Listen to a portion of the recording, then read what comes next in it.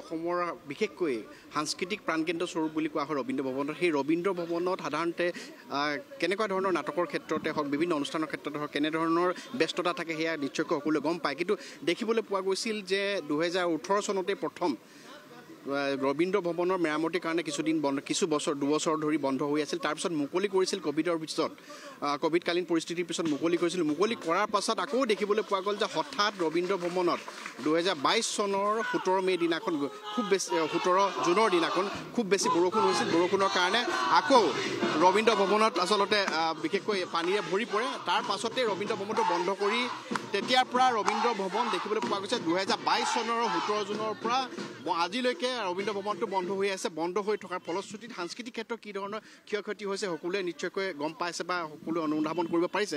কিন্তু শেহতীয়াভাৱে বহু প্ৰতিবাদৰ পৰা আৰম্ভ কৰি বিভিন্ন বাতৰি পৰিৱেশন হ'ল ৰবীন্দ্ৰ ভৱনক বিশেষকৈ মুকলি কৰি দিয়াৰ ক্ষেত্ৰত। কিন্তু দেখিবলৈ পোৱা গ'ল বাস্তৱ ক্ষেত্ৰত ৰবীন্দ্ৰ ভৱন মুকলি কৰি দিয়া নহ'ল, বৰঞ্চ যিখন নতুন আচলতে উৰণ সেতু আছে, উৰণ সেতু নিৰ্মাণৰ দোহাই দি এই ৰবীন্দ্ৰ ভৱনটো ভাঙি পেলোৱাৰ যিটো আচলতে তেওঁলোকে ৰাজ্য চৰকাৰৰ তৰফৰ পৰা পৰিকল্পনা কৰিলে, তাৰ পাছতেই দেখিবলৈ পোৱা গৈছে সমগ্ৰ বিষয়টো এনেদৰে ওলমি থকা দেখিবলৈ পোৱা গৈছে। মই অকণমান তেওঁলোকৰ বিশেষকৈ সাংস্কৃতিক ঐক্য মঞ্চ এই কাৰণে আজি দিনটোত প্ৰতিবাদী কাৰ্যসূচী ৰূপায়ণ কৰিছে। বিশিষ্ট অভিনেত্ৰী ভাগীৰথী বাইদেউ আছে, ভাগীৰথী বাইদেউৰ ওচৰলৈ আহিছোঁ। বাইদেউ মই অকণমান আপোনাৰ ওচৰলৈ আগবাঢ়ি আহিলে ভাল হ'ব।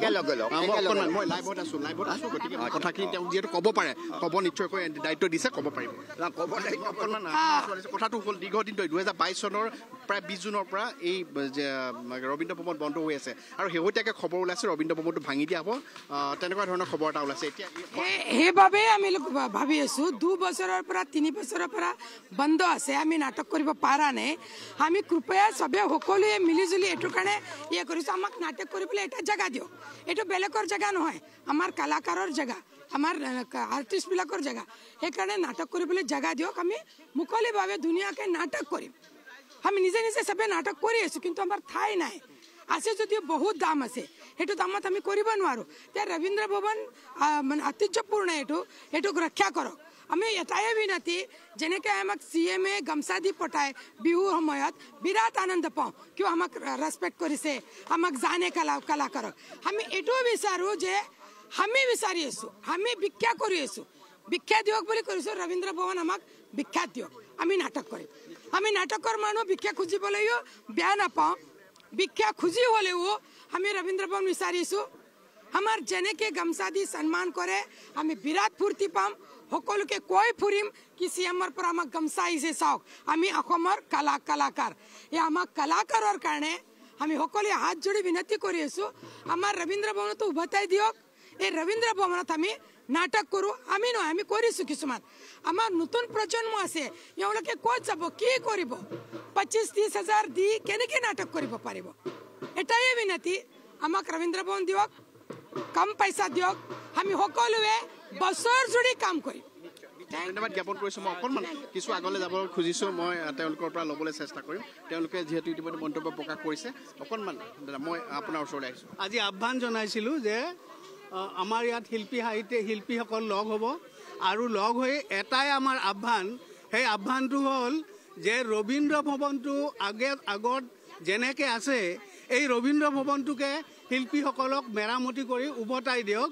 কাৰণ ৰবীন্দ্ৰ ভৱনটোৰ যি ঐতিহ্য আছে, যি সাংস্কৃতিক ঐতিহ্য বহন কৰি আছে, এই ৰবীন্দ্ৰ ভৱনটোৱে আমাৰ অসমৰ শিল্পী, বিভিন্ন ধৰণৰ শিল্পী সৃষ্টি কৰাত সহায় কৰিছে। আৰু আমি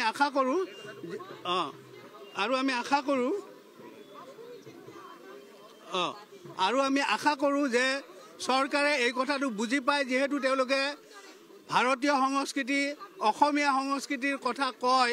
গতিকে অসমীয়া সংস্কৃতিৰ সুৰক্ষাৰ কাৰণে, ভাৰতীয় সংস্কৃতিৰ সুৰক্ষাৰ কাৰণে এই ৰবীন্দ্ৰ ভৱনটো ইয়াতেই ৰাখক। কাৰণ মহানগৰীত কোনো মঞ্চ নাই আমাৰ, এই মঞ্চ নাই। আমি মাধৱদেৱ কলাক্ষেত্ৰত 27,000 টকা 25,000 টকা ভৰি আমি নাটক কৰিব যাব লাগে, সেই সামৰ্থ্য আমাৰ নাট্যকৰ্মীসকলৰ নাই। মাজতে দাদা মই কথা এটা সুধিব খুজিছোঁ, তেওঁলোকে যিহেতু ইতিমধ্যে উৰণ সেতু নিৰ্মাণৰ কাৰণে এই ৰবীন্দ্ৰ ভৱনটো ভাঙি পেলোৱা হ'ব বুলি তেওঁলোকে উল্লেখ কৰিছে, আৰু লগতে তেওঁলোকে নতুনকৈ 5 মহলৰ এটা বিল্ডিং তেওঁলোকে নিৰ্মাণ কৰিব। প্ৰথম কথাটো হ'ল যে ইয়াত এটা অভিলাষী প্ৰকল্প কৰাৰ কাৰণে যি প্ৰয়োজনীয় ভূমি, সেই ভূমি পৰ্যাপ্ত নহয় প্ৰথম কথা। দ্বিতীয় কথাটো হ'ল যে এনেকুৱা এটা অভিলাষী প্ৰকল্প যদি চৰকাৰে বনাব খুজিছে 100 কোটি টকা 150 কোটি টকা ভৰি, তেতিয়াহ'লে সেই প্ৰকল্পটো লাচিত ঘাটৰ নিচিনা এটা ধুনীয়া ঠাই য'ত যথেষ্ট ঠাই আছে, পিছফালে নদী আছে, তাৰ গোটেই পৰিৱেশটোৱে বেলেগ। আনহাতে উত্তৰ গুৱাহাটীৰ পৰা ব্ৰিজখন আহি লগ হ'ব, তাৰ মানুহেও আহিব পাৰিব। গতিকে সেইটো হ'ল চবতকৈ উপযুক্ত ঠাই। আনন্দৰাম ঢেকিয়াল ফুকনৰ নামত তেওঁলোকে অভিলাষী প্ৰকল্প তৈয়াৰ কৰক, আমাৰ ক'ব লগা একো নাই। আৰু অসমৰ ৰাইজৰ পইচাৰে হ'ব যিহেতু, আৰু সেয়েহে আমি কৈছোঁ এই ৰবীন্দ্ৰ ভৱন প্ৰেক্ষাগৃহটো কেতিয়াও ভাঙিব নালাগে, ইয়াতেই তেওঁলোকে ৰাখক, লাগিলে অকণমান সৰু কৰি ৰাখক। তথাপিও নাট্য চৰ্চা সংস্কৃতি চৰ্চাৰ কেন্দ্ৰস্থল হিচাপে ৰবীন্দ্ৰ ভৱনৰ ঐতিহ্যক যাতে ম্লান নকৰে, যাতে ধ্বংস কৰি নেপেলায়, এয়া আমাৰ চৰকাৰৰ ওচৰত অনুৰোধ। আকৌ ৰবীন্দ্ৰ ভৱনতে আপোনালোকে চাব যে আধুনিক শিল্প সংগ্ৰহালয়ৰ যিটো ধাৰণা, সেই কথাটো ৰবীন্দ্ৰ ভৱনৰ লগত জড়িত হৈ আছে। সেই শিল্প সংগ্ৰহালয়ো ইয়াত ৰখাৰ ব্যৱস্থা হ'ব লাগে বুলি আমি ভাবোঁ। হ'ল এই কথাটো আপোনালোকৰ কথাটো যদি তেওঁলোকে কোনো ধৰণৰ গুৰুত্ব নিদি এইটো ভাঙি পেলাই, যিহেতু আনুষ্ঠানিকতা সম্পন্ন হ'বলৈহে বাকী আছে। ইতিমধ্যে কাগজ পত্ৰ হৈ গৈছে, PWD বিভাগৰ পৰা এওঁলোকে চাই মেলি গৈছেহি। কেতিয়াৰ পৰা কোনদিনা ইয়াত বুলডোজাৰ পৰে ঠিকনা নাই। গতিকে তেনেকুৱা এটা কথাটো আচলতে তেনেকুৱা নহয়। আমি এতিয়াও অসমৰ জনসাধাৰণে বা অসমৰ ৰাইজে এতিয়াও চৰকাৰৰ অভিলাষী প্ৰকল্প, কোনো ধৰণৰ বিজ্ঞাপন বা কোনো ধৰণৰ ষ্টেটমেণ্ট আমি এতিয়াও পেপাৰ পত্ৰ বা অন্য ক'তো আমি দেখা নাই। তেওঁলোকে যদি ফাইলৰ ভিতৰত কাম কৰিছে, সেয়া আমাৰ অৱগত নহয়। আমাৰ অনুৰোধ আৰু আহ্বান যে ৰবীন্দ্ৰ ভৱনটো ৰবীন্দ্ৰ ভৱন হৈ থাকক, এই ঠাইতে থাকক, আৰু সকলো শিল্পীৰ কাৰণে ৰবীন্দ্ৰ ভৱনৰ দুৱাৰ মুকলি কৰি দিয়ক। আমাৰ আহ্বান, কাটৰ অনুৰোধ যে ৰবীন্দ্ৰ ভৱনটো আপোনালোকে ভাঙি নেপেলাব।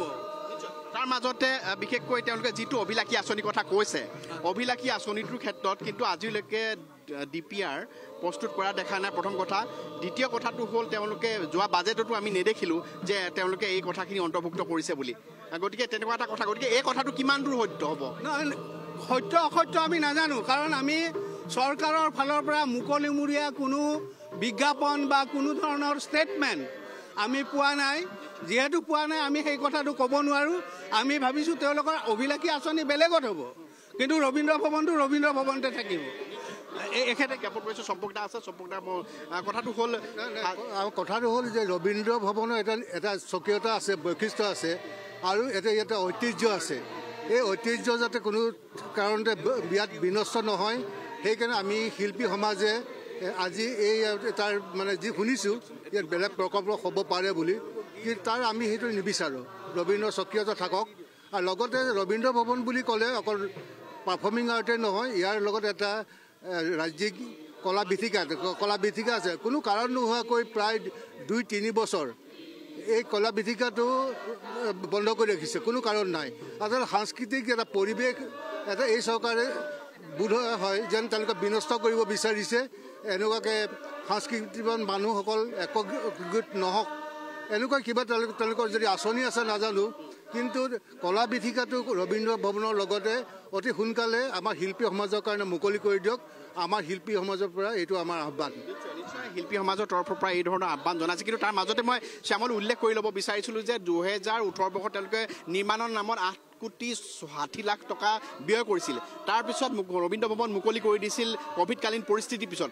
তাৰপাছত কেইদিনমান যোৱাৰ পিছত 2022 চনত পুনৰ বৰষুণৰ কাৰণে ভিতৰত পানী সোমাল, আৰু সেই যে পানী সোমাল তাৰ নামতো আকৌ 60-70 লাখ টকা তেওঁলোকে খৰচ কৰি মেৰামতি কৰি ৰবীন্দ্ৰ ভৱন মুকলি কৰাৰ তেওঁলোকে এটা পৰিকল্পনা কৰিছিল। কিন্তু সেই সময়তে খবৰ আহিল যে উৰণ সেতু নিৰ্মাণ হ'ব, উৰণ সেতু নিৰ্মাণৰ কাৰণে এই ৰবীন্দ্ৰ ভৱনটো ভাঙি পেলোৱা হ'ব। সেই কথাটো 22 চনৰ পৰা এতিয়ালৈকে সম্পূৰ্ণৰূপে দেখিবলৈ পোৱা গৈছে। এই কথাটো আলোচনা হৈ আছে।